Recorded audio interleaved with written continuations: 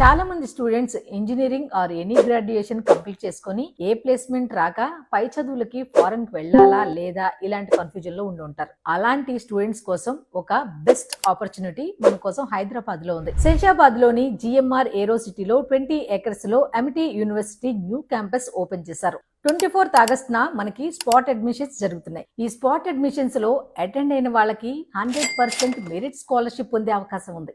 Based on intermediate marks, అలాగే degree marks and MBA వాళ్ళకి CAT MAT entrance score ని base చేసుకుని ఈ మెరిట్ స్కాలర్షిప్ 100% పొందే అవకాశం.